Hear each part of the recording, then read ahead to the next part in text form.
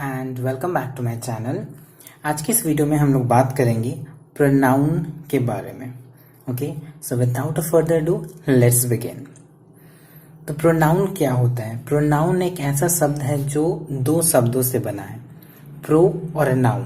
Pro का मतलब होता है फॉर और नाउन का मतलब तो आपको पता ही है, इट्स अ नेमिंग थिंग। तो प्रोनाउन का मतलब क्या होता है? फॉर अ नाउन, नाउन के लिए। आइए अब इसका हम लोग डेफिनेशन देख लेते हैं।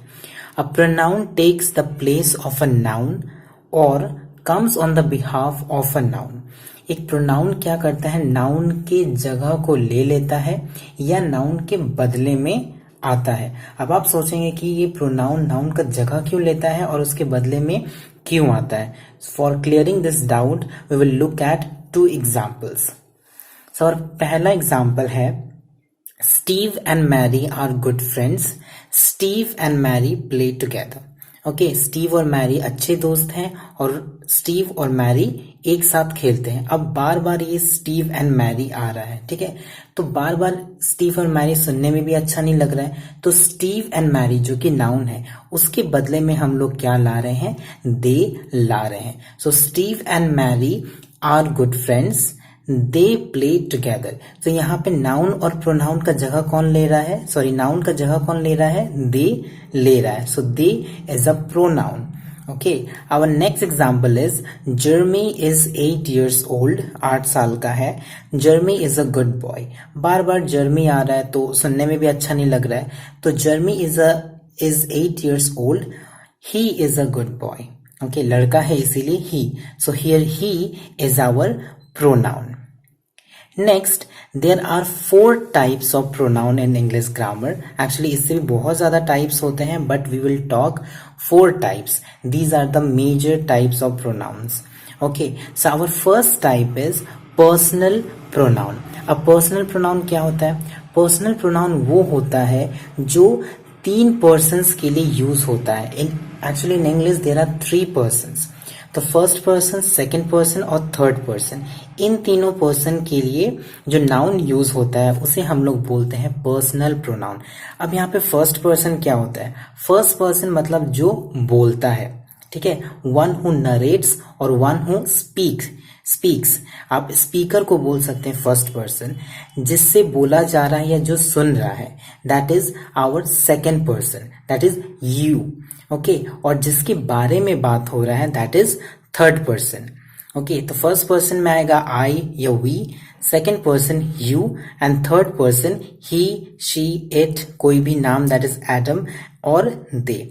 Okay, so these are all I, we, you, he, she, it, Adam, they. ये सब क्या है? पर्सनल प्रोनाउंस है।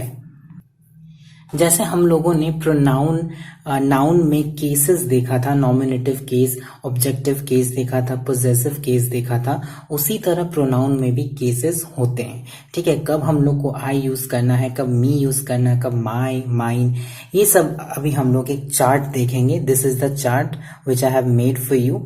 ओके, सो ये देखने के बाद ये सब कुछ क्लियर हो जाएगा कि नॉमिनेटिव केस, ऑब्जेक्टिव केस में कौन सा फॉर्म ऑफ पर्सनल प्रोनाउन हम लोग यूज करेंगे। तो फर्स्ट पर्सन तो आपको समझ में आ गया कि first person is the speaker, ठीक है, दैट इज आई और वी। नॉमिनेटिव केस क्या होता है? जब कोई भी प्रोनाउन वर्ब के सब्जेक्ट के रूप में यूज होगा या कोई भी प्रोनाउन जब एक्शन को परफॉर्म करेगा, दैट इज नॉमिनेटिव केस। वो कौन सा केस में होगा? नॉमिनेटिव केस में होगा आई और वी। ऑब्जेक्टिव केस क्या होता है? कोई भी प्रोनाउन अगर उस पे काम किया जा रहा है तो that is in objective case. तो आई चेंज हो गया मी एंड वी चेंज हो गया अस में। सिमिलरली पोजेसिव केस से हमें पोजेशन या ओनरशिप का पता चलता है। तो आई का होता है माई और माइन और वी का होता है आवर और आवर्स।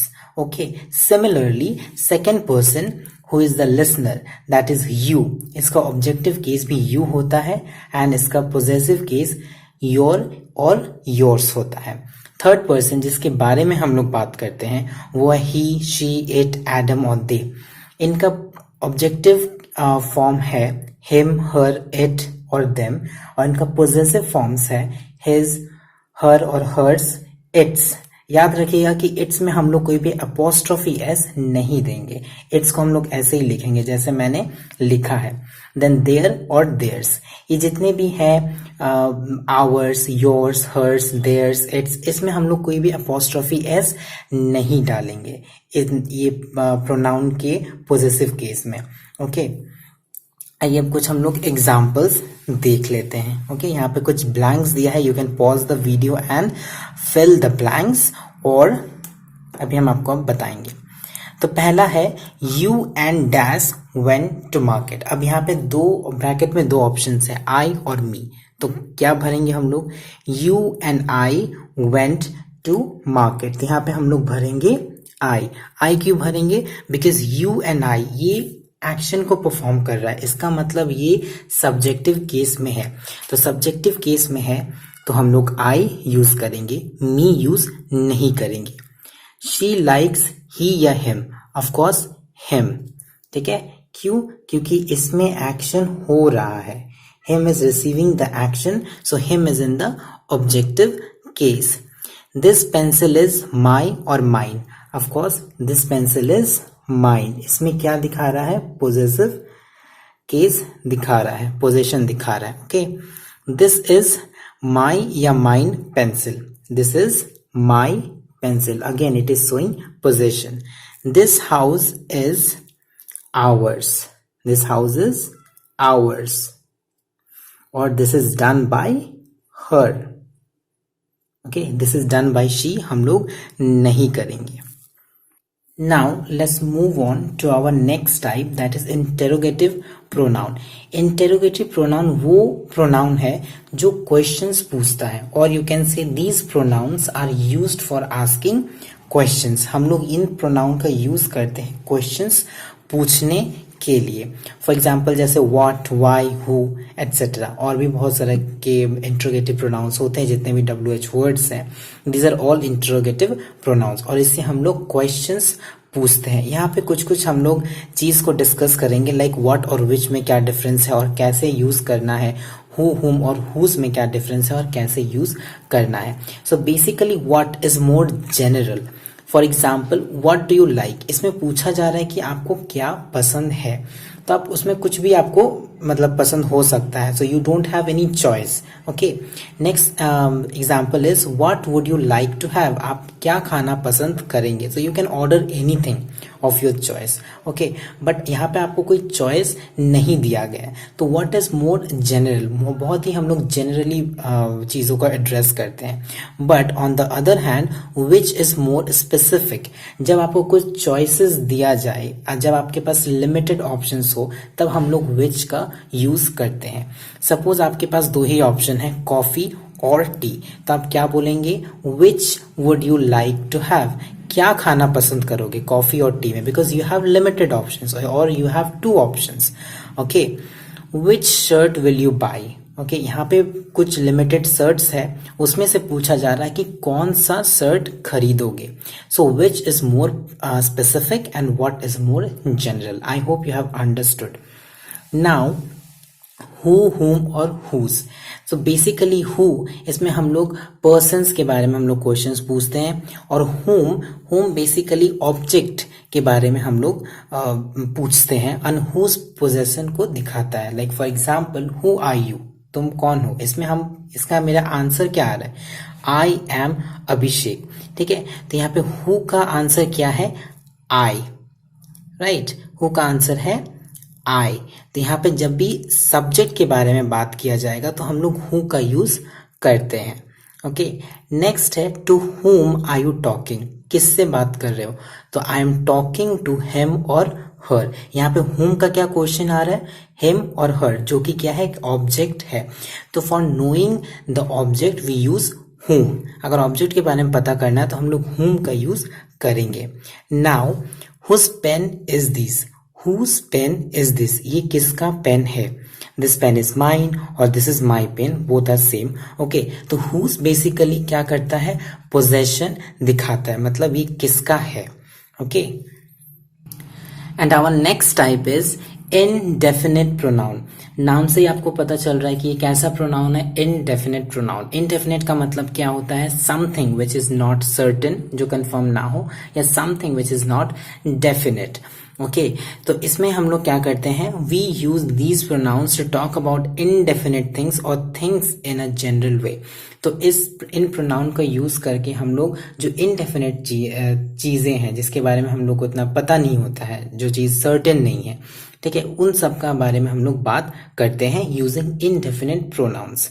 ओके, कुछ कुछ एग्जांपल्स देख लेते हैं इनडेफिनेट प्रोनाउंस का, like one, no, anybody, nobody, some, somebody, etcetera. These are some examples of indefinite pronoun.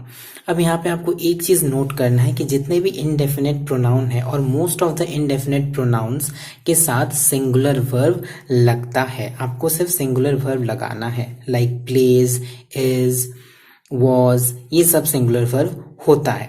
Like यहाँ पे मैंने क्विज रखा है 4 questions, so you can pause the video and answer this questions.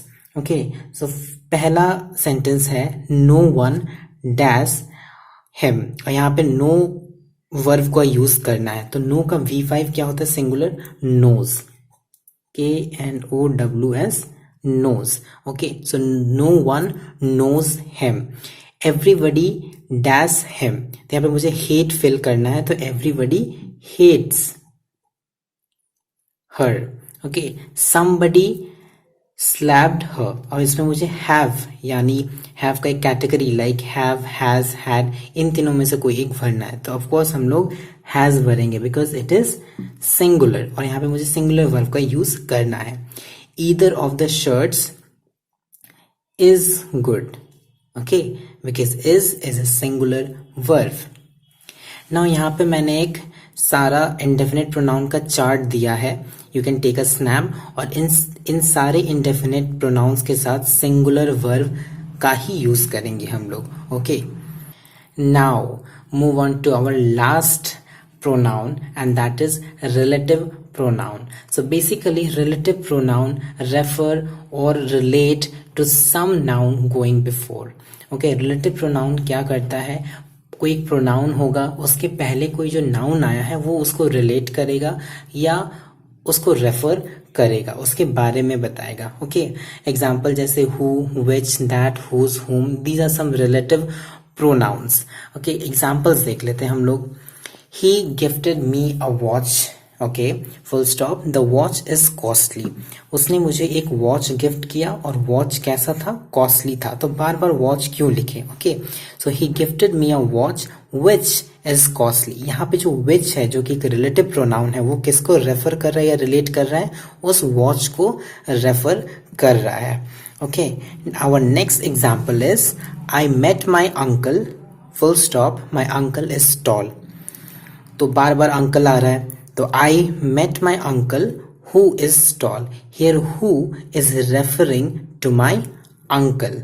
Okay, so I hope you have understood the entire pronoun lessons, and if you have liked the video, then please give it a like, and you have not yet subscribed to my channel, then please subscribe my channel and stay tuned for more grammar lessons. Till then, bye bye.